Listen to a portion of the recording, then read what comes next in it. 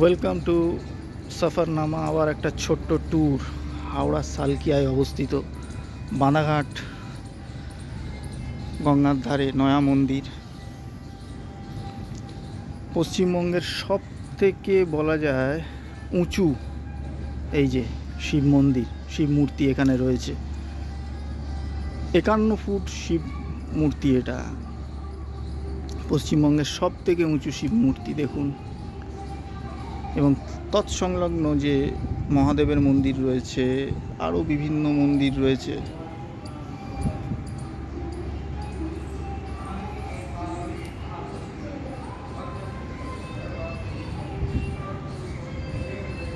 দেখুন কিভাবে একটা লঞ্চ এসে ভিড়ছে। অপূর্ব দৃশ্য, গঙ্গার ধারে গড়ে উঠেছে এই মন্দির।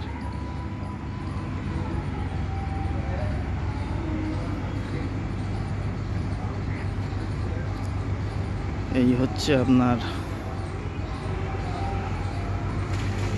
এই দেখুন চলে যাচ্ছে, কি সুন্দর।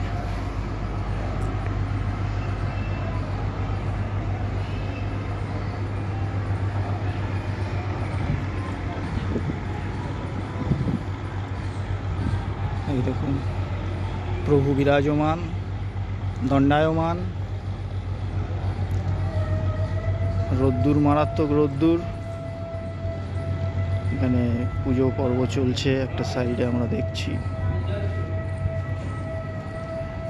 এই মন্দিরে 12টা জ্যোতির্লিঙ্গের যে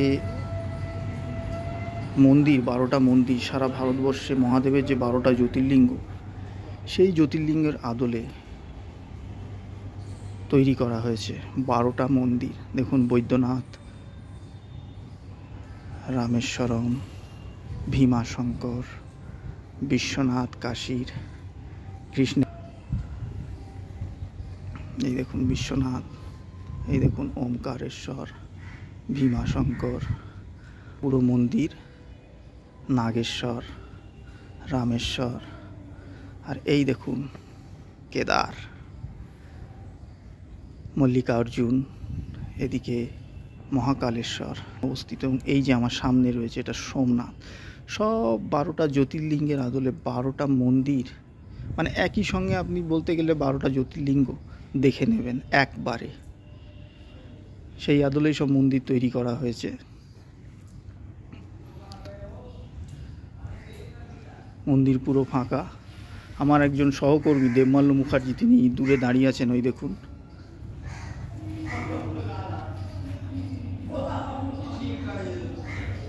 তিনি আমার সাথে এই ভেতরে প্রবেশ করেছেন। ফ্যাক্টরিতে পুজো, বিশ্বকর্মা আজকে, তাই একটা ছোট্ট একটা ভিডিও দিলাম। দূরে দেখুন হাওড়া ব্রিজ, দূরে হাওড়া ব্রিজ দেখতে পাচ্ছেন। মানে হাওড়া স্টেশন থেকে বলতে গেলে 15 মিনিট সময় লাগবে অটোতে। বাঁধাঘাট অটো স্ট্যান্ড, সেখান থেকে হেঁটে 10 মিনিট। কেমন লাগছে দেবুদা? অসাধারণ। হ্যাঁ, কিচ্ছু করবে না লোকটা। লোকটা কি করবে? আমাদের দেখা একদম, যেখানে এসছি না ঘুরলে হয়।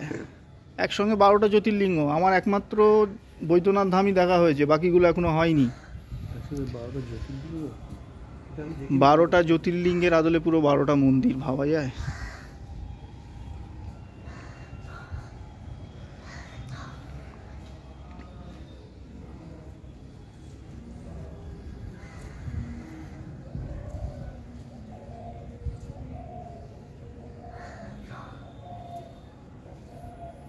এবং প্রত্যেকটা মন্দিরেই মহাদেব বিভিন্ন, যেমন বৈদ্যনাথের যেরকম রূপ সেই রকম, এখানে মল্লিকার্জুনের যেরকম লিঙ্গ ঠিক সেই রকমই দেখুন।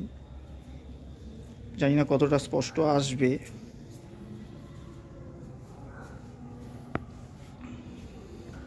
এইটা আপনারা দেখছেন মহাকালেশ্বর, উজ্জয়নের মহাকালেশ্বর মন্দিরের আদলে।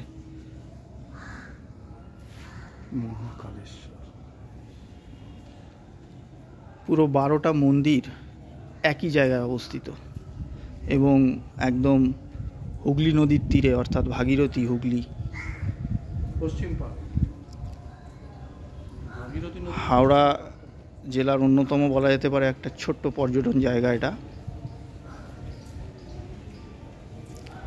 মন্দির যেহেতু এখন বন্ধ, লোকজন কম, ফাঁকা ফাঁকা লাগছে।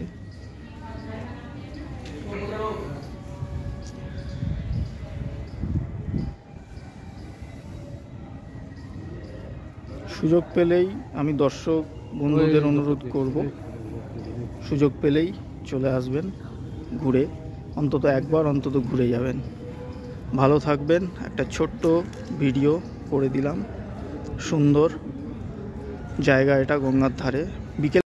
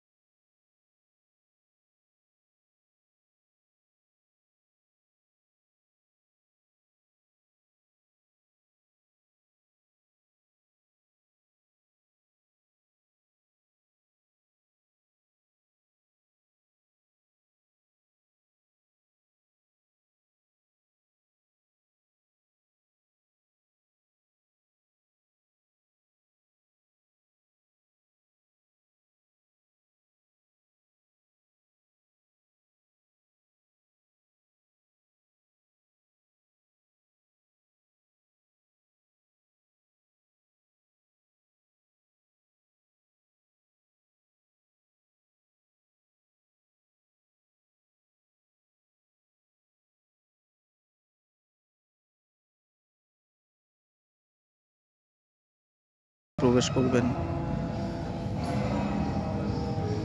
ছুটির দিনেও আসা যায়।